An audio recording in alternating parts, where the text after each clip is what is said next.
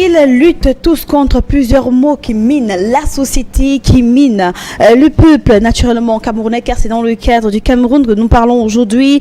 Ils luttent contre la sorcellerie, contre la malchance, pour le portefeuille magique, pour se faire aimer, contre le divorce. Ils provoquent les divorces. Waouh!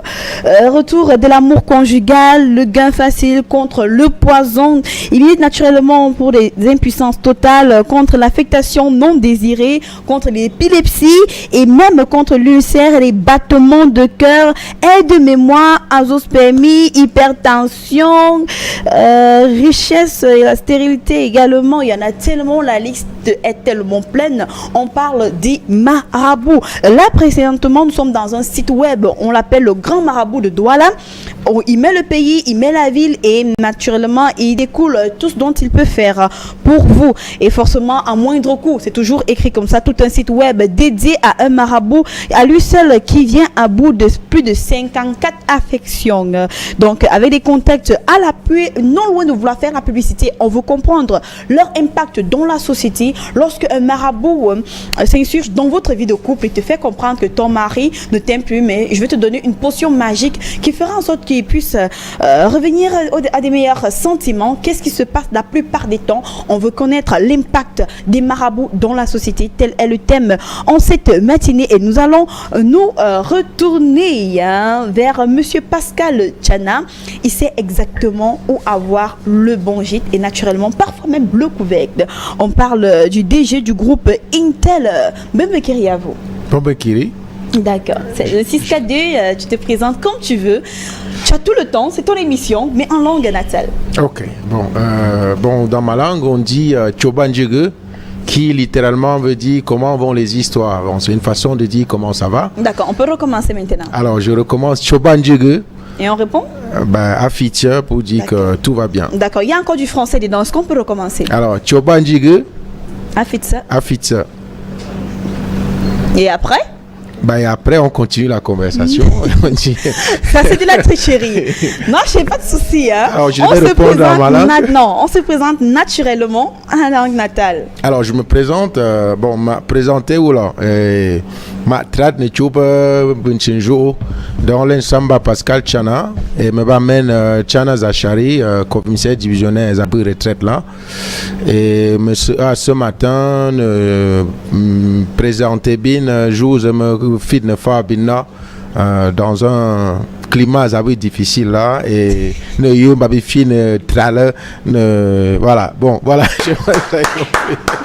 D'accord, on dit merci comment? On dit melapte. Ah, melapte. Oui. D'accord, mais il y a des similitudes, hein. D'accord. Melapte, alors melapte, Monsieur Pascal Tchana, vous êtes là pour nous parler du groupe Intel. C'est quoi exactement? Tout le monde ne sait pas le groupe Intel. Alors, donc très rapidement, le groupe Intel, c'est un groupe avec 3 entités principales. Oui. Donc, un hôtel 3 étoiles, on est situé à Angou sur la fabrique, qui existe depuis plus de 15 ans. Oui. Un centre de formation rapide, on forme les apprenants pour 12 mois. On y reviendra peut-être. Et un institut supérieur Intel pour des formations universitaires post-bac, BTS, licence, master. En gros, voilà ce que constitue le groupe.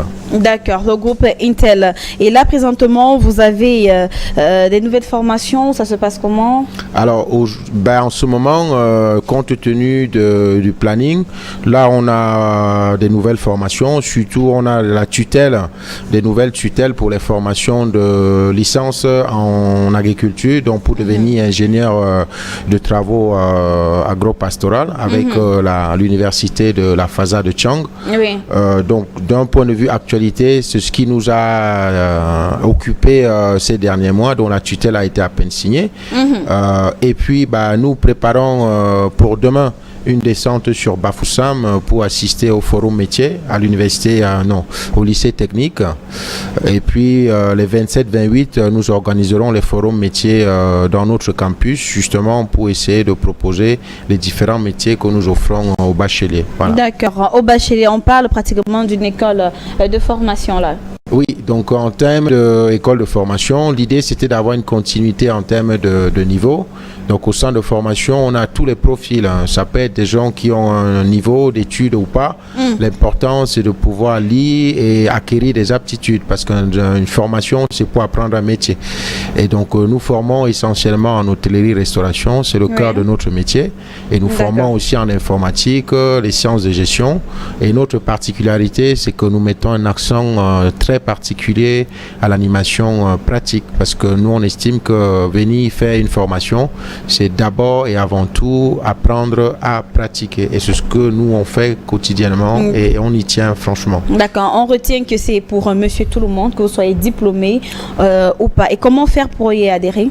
Alors donc pour y adhérer, on peut avoir différents supports, soit les informations sont disponibles sur notre page Facebook du centre, on a un site internet, mais très simplement il suffit de venir nous voir donc à la Fabrique Ngousso, c'est le même site de l'hôtel Intel. Donc l'inscription, il faut avoir tout simplement une carte d'identité nationale, se munir de son diplôme si on n'a pas c'est pas grave, et puis avec d'autres petits détails qu'on vous montre. Voilà. Et on n'exclut pas les gens qui ont un diplôme. La seule différence, c'est que le plus important, c'est une attestation de fin de formation. C'est finalement ce qui permet à l'employeur de savoir ce que vous êtes capable de faire. Que vous soyez formé dans un centre A ou B, les employeurs savent reconnaître des centres qui font la formation. Et c'est ce qui est plus important. Voilà. D'accord, merci. Très très bien. Vous avez votre école de formation encore située où là? Elle est située à Ngousso, donc à 100 mètres de l'hôpital général, à la fabrique, lieu dit Fabrique Ngousso. D'accord, lieu dit Fabrique Ngousso. Vous avez les contacts qui s'affichent au bas de votre petit écran. Vous avez une page Facebook, d'accord, on peut la voir? La page Facebook, c'est dièse CEF Intel, c'est tout. D'accord, autre chose encore, c'est cher ou c'est pas cher? Alors, c'est une très bonne question. C'est à la portée de toutes les bourses? Oui, c'est à la portée de toutes les bourses. Alors, c'est pas évident de prendre la formation sur cet angle, en fait. Du coût, mais c'est vrai que le sens vraiment comment dire, le sens de notre engagement tous les jours, c'est de pouvoir offrir des formations et on est assez lucide pour se rendre compte que le contexte n'est pas compliqué et le thème du jour n'est pas très différent, on parle des marabouts. Ouais, parce que vous avez donné votre point de vue là-dessus aussi. Voilà, et je pense que le fait qu'ils prolifèrent, c'est malheureusement un indicateur de la pas très bonne santé financière de la société. Donc, on est conscient en fait de cette difficulté, donc on essaye de mettre des formations qui soient vraiment au juste coût. Donc, pour être très précis, nous, en termes de benchmarking, en termes de centre de formation, on est à des formations qui sont en dessous de 300 000 pour se former en hôtellerie. C'est qui est pratiquement la moitié de ce qui se fait ailleurs. Alors dit comme ça, on a l'impression qu'on vend des arachides et qu'on compare les prix, mais ce qu'il faut savoir, c'est que nous, on tient vraiment à ce que les gens puissent offrir une formation, et étant conscient que ce n'est pas facile financièrement, donc on essaye de caler le prix vraiment à son juste niveau et qui correspond finalement à ce que coûte une formation en termes de rémunération des enseignants et d'achat des matières premières en ce qui concerne les pratiques. D'accord. La rentrée scolaire, elle est collective ou bien chaque jour une rentrée, ça dépend de la personne et son emploi du temps? Alors, c'est une très bonne question. Ça dépend des formations. Par exemple, dans les sciences de l'information et en informatique, c'est des formations à la carte. Donc, celui qui veut se former, il vient et on lui programme une rentrée. Pour ce qui concerne l'hôtellerie, on a deux rentrées à l'année. Il y a une rentrée en octobre qui est vraiment la rentrée phare parce que dans la conception collective des gens, on rentre en octobre, mais on a aussi une rentrée qui va bientôt commencer, c'est celle qu'on fait en avril. Donc en fait, on a deux rentrées tous les 6 mois, une en avril et une en octobre. D'accord. Merci très bien, monsieur Pascal Tchana. On espère vous retrouver sur ce plateau de Mbembekiri pour plus ample information ou alors pour communiquer à plein temps sur le groupe Intel. Le plaisir sera de bien d'y retourner aujourd'hui ou un autre jour. Voilà. D'accord. C'est vrai que vous avez pris de l'avance, vous avez donné votre point de vue par rapport au thème du jour, c'est vrai. Vous avez brossé maintenant, est-ce que vous pouvez débrosser? Alors, pour débrosser le thème du jour, je disais que, alors c'est un avis personnel, je pense que malheureusement, la prolifération, c'est-à-dire le succès de ces vendeurs de rêves, c'est un indicateur très profond qui manque, qui prouve que les gens ils peuvent plus rêver par ce qu'on fait. Et les gens sont obligés de rêver par ce qu'on leur dit. Et si on arrive à cette situation où les gens pensent que pour pouvoir se réaliser, il faut rêver en fonction de ce qu'on leur dit, ça devient très préoccupant. Et c'est vraiment ce qui nous détermine tous les jours et nous fait penser que effectivement, on ne sortira de cet obscurantisme que par l'effort constant d'essayer d'amener un peu de lucidité aux gens. C'est pas de leur faute, c'est pas la faute des marabouts non plus. On est en terrain de guerre, j'ai envie de dire. Et alors puis, chacun essaie de trouver ses arachides pour pouvoir grignoter, c'est ça. Et je pense que c'est une très bonne initiative, une émission, un thème comme celui-là, parce que on peut parler des marabouts, mais je peux parler aussi de toutes les églises qui prolifèrent, tout ce qui tend à aliéner un peu la personne et à faire penser que les gens sont irresponsables de ce qu'ils font et penser que c'est l'autre qui va venir transformer ma vie. C'est vraiment révélateur d'une société qui va très mal. Mais il ne faut pas perdre espoir, il faut continuer à éduquer. Voilà. Éduquer encore. Bemekeri du lundi au vendredi, espace-temps 8h30 jusqu'à 10h. Aujourd'hui, on parle de l'impact des marabouts dans la société camerounaise.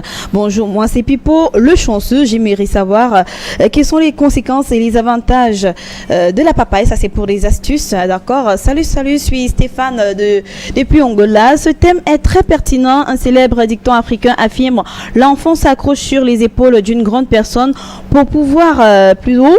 Pour voir plus haut. Le fétichage est un mot dans notre bled. Big up à toute l'équipe.